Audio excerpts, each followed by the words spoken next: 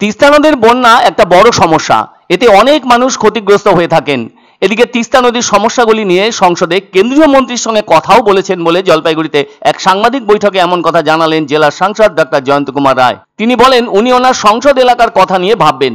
তার কারণ হিসেবে তিনি জানান নিজে উত্তরবঙ্গের অন্যতম বাসিন্দা, আর সংসদ এলাকার মধ্যে পড়ে সমগ্র জলপাইগুড়ি জেলা এবং কোচবিহার জেলার মেখলিগঞ্জ মহকুমা।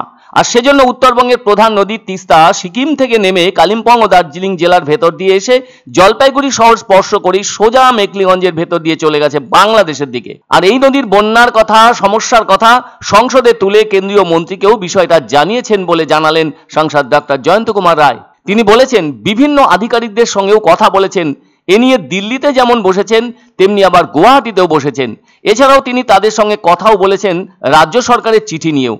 তবে তিস্তার উন্নয়নের প্রস্তাবনা কেন্দ্রীয় সরকারের কাছে যাবে রাজ্য সরকারের মাধ্যমেই বলে জানালেন জলপাইগুড়ির সাংসদ ডক্টর জয়ন্ত কুমার রায়। এক্ষেত্রে যদি কোনো অর্থ সংক্রান্ত প্রয়োজন দেখা দেয় তাহলে সেটা কেন্দ্রীয় সরকারের দেখার বিষয় থাকতে পারে বলে জানান জলপাইগুড়ির সাংসদ। তিনি আরো জানান রাজ্য বাজেটে তিস্তা নদীর উন্নয়নের জন্য সেভাবে কিছু দেখতে পেলেন না।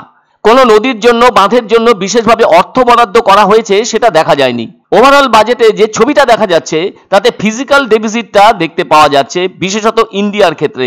সেখানে পশ্চিমবঙ্গের ক্ষেত্রে সেটা অনেক বেশি, যার শতকরা হার 4.8%।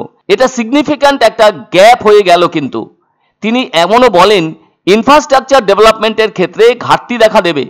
যুক্তি এনে সাংসদ ডক্টর জয়ন্ত কুমার রায় বলেন বিজেপি শাসিত রাজ্য হিসেবে উত্তরপ্রদেশের ক্ষেত্রে সেটা 3.2% জিএসডিপি, আরেকটি রাজ্য গুজরাটের ক্ষেত্রে সেটা 2.9% জিএসডিপি, আবার মধ্যপ্রদেশের ক্ষেত্রে সেটা 3.5% জিএসডিপি। ফলে বিজেপি শাসিত রাজ্যগুলির থেকে সেই জিএসডিপির বিষয়টি পশ্চিমবঙ্গের ক্ষেত্রে অনেক বেশি, যা কিনা 4.8%।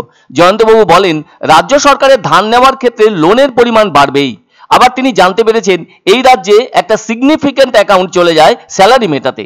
সুতরাং স্যালারি এবং লোন এগুলো মেটাবার পর যে টাকাটা থাকবে সেটা দিয়ে এখানকার এমপ্লয়মেন্ট জেনারেট করা কি সম্ভব বলে প্রশ্ন তোলেন সাংসদ। কোনোভাবেই সম্ভব নয় বলে জানান তিনি। ফলে পশ্চিমবঙ্গ পিছিয়েই আছে। ডক্টর জয়ন্ত রায় অন্য একটি দিক হিসেবে বলেন এখানে 25% শিল্প ছিল, এখন সেটা 3.3% নেমে গেছে। রাজ্যের বাইরে শিল্প চলে যাচ্ছে, তাহলে এখানকার ছেলেমেয়েরা কাজ পাবে কিভাবে? চা শিল্পেরও অনেক ক্ষতি হয়েছে বলে আক্ষেপের সঙ্গে জানালেন জলপাইগুড়ির সাংসদ ডক্টর জয়ন্ত কুমার রায়। তবে তিস্তা নদীর জন্য সরকারের ভাবনা চিন্তা করা উচিত বলে মনে করছেন স্থানীয় এক মৎস্যজীবী। তিস্তা নদীতে বিরাট ফ্লাডের সমস্যা বরাবর এবং অনেক মানুষ ক্ষতিগ্রস্ত হচ্ছেন, যার জন্য আমি পার্লামেন্টে বলা থেকে আরম্ভ করে বিভিন্ন মন্ত্রীর সাথে বসা, বিভিন্ন অফিসারদের সাথে, আধিকারিকদের সাথে বসা, দিল্লিতে বসা, গুয়াহাটিতে বসা, এরকম করেছি। এদিকে বাচ্চাদের অবস্থাও খুব একটা ভালো না, এটা একটু ভালো হলে সুবিধা হয়।